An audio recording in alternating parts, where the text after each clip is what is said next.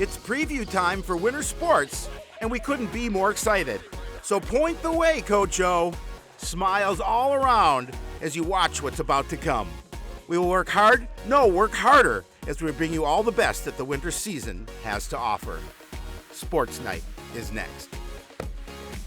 Hello, everyone, and welcome to Sports Night. I'm Joe Young. And I'm Howie Shapiro. It just seems like a week ago we did a review show. Now we're doing, or 2 weeks ago, now we're doing a preview show. Yeah, and the winter season has been in session for a couple of weeks for girls hockey. They got going early. We'll get you all caught up with them in just a moment. But we're going to start with the boys hockey team because they just got their season started over this past weekend. Yeah, and it was quite the opener. It was a lot of fun to be at. Yeah, if the boys hockey team was trying to send a message in their season opener, I think it came across loud and clear. They hosted River Lakes for Military Appreciation Night on Saturday. The Cardinals lost to the Stars 3-2 last season. Well, that was last year. This year was completely different. Cardinals dominated from the opening puck drop. Tyler Barsness started the scoring late in the first period, but despite outshooting the Stars 14-2, it was 1-1 after one. Then the Cardinals exploded for 4 goals in the second period. They finished with 7 goals from 6 different guys. 11 different guys had at least 1 point in the game. Tyler Barsness led the way with 2 goals and 2 assists. 5 guys had 2 points each. Ben Kish, Tristan Golan, Trenton Tyson, Eli Bowden, and Dylan Bushy all getting their first goals of the season in the opener. It was a 7-2 win, and I don't even know if it was that close. It was a lot of fun to see them play the way they did. Yeah, you know, it really is. And you talk about it, they make a statement in their opening game, and Coach Brock, again, I'm sure was so pleased with the fact, obviously they got the win, but the fact there were so many guys contributed on the scoring end as well. Defensively, they played well, and they just really shut them down for most of the night. Well, the season's going to get a lot tougher moving forward. Yes, well, it should be fun to see what the team can do this year. They came a long way last season, and they have a lot of guys coming back. They start with a lot of confidence and even more potential. Last year's historic season is hopefully just the start for this impressive young group. This is a fun group to be around. They really enjoy being together. They're highly competitive. I mean, they're competitive in everything they do. I mean, it could be in coin flips, whatever. It doesn't matter, right? This Cardinals group isn't satisfied with last year's success. They have a lot more they want to accomplish. We just got to stay focused. We can't be satisfied with our last year's record. We just got to keep going, keep building team chemistry, and that record will increase. Last winter, the Cardinals posted their best record in almost 15 years. And they had a school record 9 guys with double-digit points. Of those 9, only 3 were seniors, and 5 of the remaining 6 were just sophomores. Our sophomore class from last year, now juniors, were really stepping up, and we got 2 good sophomores coming in and 1 junior from outside that came in to fill in our top 6 again, and so I think we're looking even better than last year and ready to go. Losses to graduation are inevitable, and last year's class included one of the top scorers in school history. Still, the Cardinals are confident they have plenty of guys to fill any gaps. Feels really good. I mean, we have all of our guys out here. We have a lot of returning guys, a lot of younger guys, some new transfers, guy from Blaine, guy from Spring Lake Park, somebody playing junior Green Bay Gamblers, so we're feeling good this year. What they did last season, and more importantly, how they played all year long, did not go unnoticed. The Cardinals expect every opponent to be a little more geared up for them the next time around. I think they definitely know we're coming for them. I think they'll definitely know that we have a team that is capable of beating anyone in the conference. And I think that tells them that, hey, you actually got prepared for us now. We're coming for you. Like a Minnesota winter, the Cardinals' schedule can be harsh. They know it'll be a tough trek, and not everything will go their way, but there is much to be learned along the way. I think the biggest thing is just keeping it simple. Understanding that it's a progression. It's a year-long lesson plan on what we're trying to develop, because the biggest games that are going to matter are the ones we're going to play in February. Only time will tell how high and how far these Cardinals fly, but they're setting their sights as high as they can go and hoping X marks the spot. I got one last year, so I'm looking forward to just making the most of it, having fun with my friends, and hopefully being in St. Paul at the end of the year. Yeah, I'm super excited to see what this team can do. And they're still pretty young. They have a handful of seniors who will factor in, a couple who will play big roles, but mostly a junior and under team. And they have a lot of speed and a lot of skill. Yeah, and they've got a lot of games on the schedule that are going to test them more than the River Lake squad did. So that'll be the interesting part when they play some of those teams, high-rated teams, well, they see don't how have they to perform. Yeah, they don't have to wait long. Nope. They host St. Paul, South St. Paul on Tuesday. And Howie? We'll be there. Then it gets a little more real when they travel to Rogers for their first Northwest Suburban Conference game of the season on Thursday. They'll be back home against Northern Edge on Saturday, another single-A opponent where they could have a fair amount of luck. Girls hockey team, we touched on it just briefly during the review show 2 weeks ago. They've been getting their money's worth out of playing hockey. A lot of bonus hockey early for the Bluebirds. The season opened on CTN against the Blaine Bengals, and they really outplayed them for the majority of this game. Tess Bowden, the freshman, getting her first goal. It's a shorthanded tally, had them up 1-0 until later in the third period when Blaine tied and eventually won in overtime. Then they go to Eden Prairie. They had to come from behind in this one, but they forced the extra period and they come out with the winner in overtime. Brooklyn Johnson had 2 goals. Emma Olson and Briley Del Castillo had the other 2. Madeline Wastrel made 32 saves for the victory. Game 3 was a shutout for Wastrel.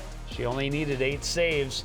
3 goals from 3 different girls: Shelby Julian, Brooke Johnson, and Tessa Bowden Bowden and Singh getting goals, along with Julian. Brooklyn Johnson had 2 assists. Then it was back to extra hockey, and this is one that is going to stick in their craw until section time.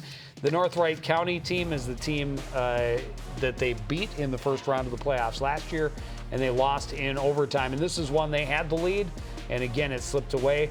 Another team they felt they outworked, outplayed, but the outcome not what they had hoped for. And then last Tuesday, also on CTN, they went up against Centennial Spring Lake Park, and Cam Singh had them up 1-0, but Centennial Spring Lake Park answered less than a minute later. Then blew up in the second period and ran off to a big victory. And that's all we're going to say about that game. Yes, and Coach Gutty said before that game, he said they really easily could have been 4-0 going into that contest, and especially that North Wright County game. He was kind of, as you mentioned, stuck in their craw a little bit. Felt that was a game they should have won. Well, the Bluebirds are hoping a long holiday weekend will help them recharge and refocus after a solid start to the season. This group has already shown its grit and glimpses of its potential. They've been battle-tested from the very start, and they believe they have a group that's perfectly fit for their grueling schedule. Very aggressive. We like to just go at all the pucks, go as hard as we can all the time. 3 overtimes is more than most teams see in a season, and this Bluebird group went to the extra period 3 times in their first 4 games. They would have preferred to win them all, but CPCR has shown they won't stop fighting until the game is over. We just haven't given up, and we've just kept in the games and kept working hard and put our heads down, and just our forwards have forechecked hard. Defensively, we've been aggressive, and I think it's been good. The Bluebirds lost 3 of their top 4 scorers from last year's squad, but they return a couple of top-level players looking to finish their careers strong, and they have a lot of younger players that have already proven they can have an impact at the varsity level. So I knew that they were good, but they even exceeded what our expectations are. They're grinders, they work hard, they're skilled. So it's really, I feel like we haven't missed a beat from where we were. The most difficult parts of their schedule are still ahead. The Bluebirds know they'll see some of the best teams in the state, and they believe they can hang with any of them as long as they continue to play their game. He says we never change our game because of who we're playing, so we just have to keep being aggressive, because at the end of the day, if people are under pressure, they're going to be turnovers. So the Bluebirds feel confident they can win more than they lose during the regular season, but what matters most is being ready come tournament time. Last year, they won a section game for the first time in their 5-year history. Now it's an expectation, not a goal. We want to go farther than that. We think that was just a start for us, and we're going to go as far as we can this year. The Bluebirds are a pretty young team, but they're not going to wait for success. This group is committed to taking the next step this season and continue to push as far and as fast as they can. I mean, you look at all 7 teams in our section, it's not going to be easy, but my expectation is, Forest Lake, second year, we went to state, why can't we do it here? I've been pretty impressed with what I've seen from the girls so far, and I have no doubt that they will be a tough team to put out of the tournament when we get to that point of the season. Yeah, and a short little respite probably will do them a little bit of good, as we talked about, kind of regrouping, especially after that loss to Centennial.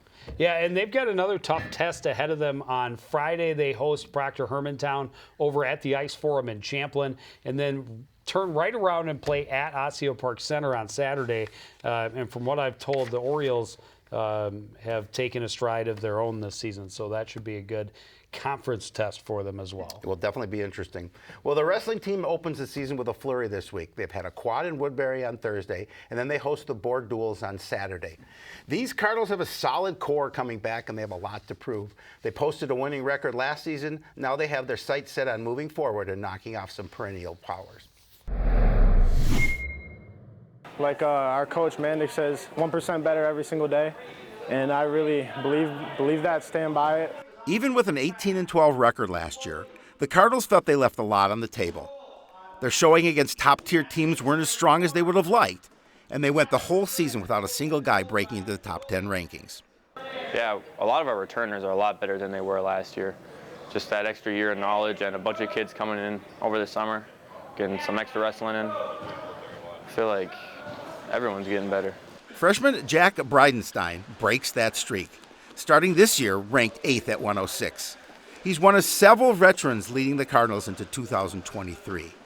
And as long as the newer guys can limit team points, they're confident in their upper weights to deliver a lot of wins. Just like last year, the team's still super young. I think we got 2 seniors, but I think from our mid to heavyweights, it's like a state team. But our lighter weights need a little bit of work, and hopefully we can get them to come out and get better. The Cardinals' numbers are down a little bit, and they're still looking for some guys to step up and fill some key spots in the lower weights. And it may not even be a guy. The Cardinals have 3 girls on the team to start the year, and they'd be happy to have more if they can help the team improve. Minnesota State High School League allows for girls. They have a state tournament this year for girls. So we've been recruiting girls. So we have a few girls out there. So if there's any girls out there that think they're tough, come on in, join the team. That's not all that's new for the team this year. For the first time in our memory, the Cardinals will not be going to the Rumble on the Red in Fargo. They always saw great competition at the tournament, but a string of bad luck make them think maybe a different destination. And we have a lot of bus problems when we go to Fargo. Our bus breaks down like every other year. Broke down last year. Broke down a few years ago when it caught on fire, and we were on CNN News. Instead of the frozen tundra of Fargo, the Cardinals will pack their bags for one of the hottest vacation destinations on the planet. We're looking forward to going down to Florida this year because, it's going to be nice and warm. Every year we go to Fargo. We have bus issues, so I'm really hoping it doesn't transfer over to the plane, but other than that, yeah, Florida seems pretty good. They don't really know what kind of competition they'll see, but they got a lot of matches in and some invaluable bonding. Once they return, it's the final push towards the finish, which is when the Cardinals expect to be at their best. Fight. You can't give up. You can't stop. We got to keep going, keep going. Even if you're down, the match ain't over. You can always come back in 30 seconds, 6 seconds. You can always win, comebacks and everything. So, we just got to keep fighting.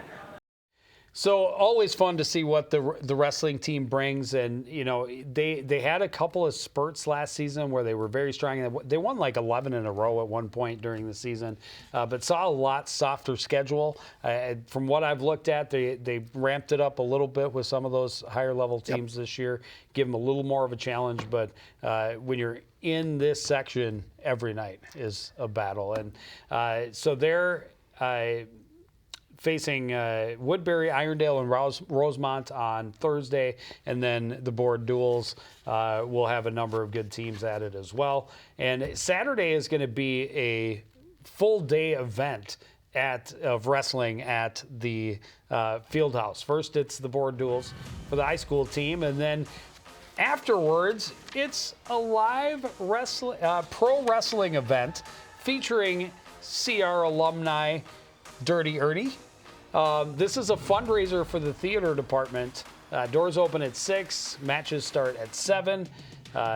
Tickets are $10 for students, $15 for adults, and should be some fun. I had kind of forgotten about it. I mentioned it to Coach Adams, asked if he was going to stick around and watch. He said he may, but he reminded me that he and Coach Tronson got in the ring for that event a few years back. I had kind of forgotten about it. How'd you forget about it? I thought you were in that event, Jumpin' Joe Yun. No. No? No. Right off the turnbuckle. Well, we will definitely have some results for you next week on Sports Night of how those things went for the wrestling team. The gymnastics team starts at Blaine on Saturday, hoping we may have a preview for you next week. There at Rogers the following Friday. Swimming and diving team just started its practices and its tryouts this week. They have the Northwest Suburban Conference Relays a week from Saturday. We'll be bringing you a preview of their team in the next week or two as well. As the same can be said for the Nordic ski team. Correct. They're actually supposed to start the season at Elm Creek on Tuesday this week, but I'm guessing that the 50-degree weather over the weekend has postponed that. I didn't double check it before the show. They're also scheduled to be at Highland a week from Wednesday. Alpine ski team still has a ways to go, and if anyone's looking for a winter activity, as I forgot to mention coming out of wrestling, Coach Bob Adams would be happy to have anybody who, especially if you're between 113 and 135, 140 pounds, and you think you can help that team, they want you. Ski teams are always looking for it. And if you're into downhill skiing, join the Alpine team. You're going to get the cheapest lift ticket all year long. I'd have to go back to the 4th grade when I weighed about 113 pounds. So, I don't know.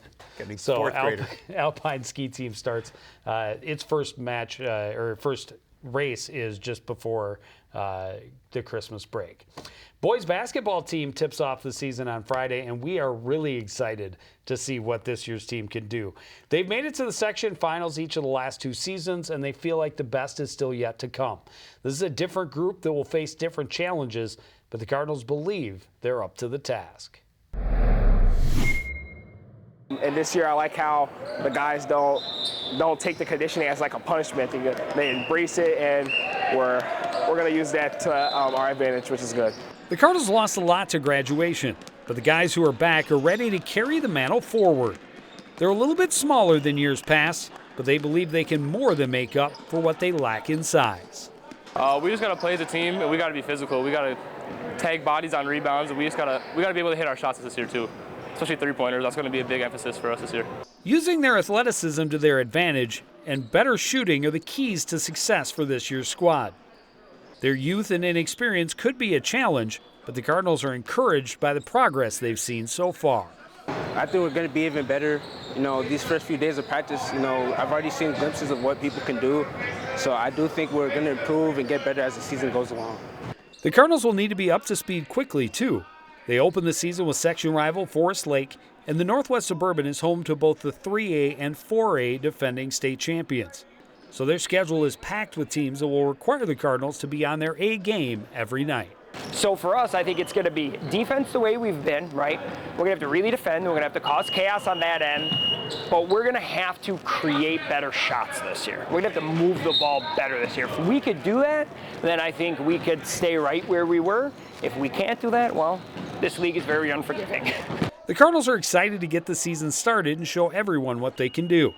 They have a junior-heavy roster that's eager to leave its mark on the program. I'm excited because this team, we're really young, mainly juniors, and I'm excited because it's guys I've been playing basketball with since middle school days, so we already have a good connection, and I just can't wait to see how everything gets in the flow by like mid-season. They've been so close the past 2 years, but they're far from satisfied with being runners-up. These Cardinals are driven to make this the season that they win the big game and get to cut down the nets. Making it back to the section championship and hopefully getting to the state playoffs and making a deep run, that's what I look forward to. Super excited for Friday's game against Forest Lake. You had talked about Kaijan during football interviews, said wait until basketball season. I asked him, I said, you know, can you be as electric as and exciting on the basketball court as you were the football field? He said, I think so. I hope so. I watched obviously the preview that we did, and I saw this little twinkle in his eye when you asked him that question. And he's fun to watch, and he'll so definitely draw a lot of attention from defenses. And it sounds like they feel pretty good about the guys around him.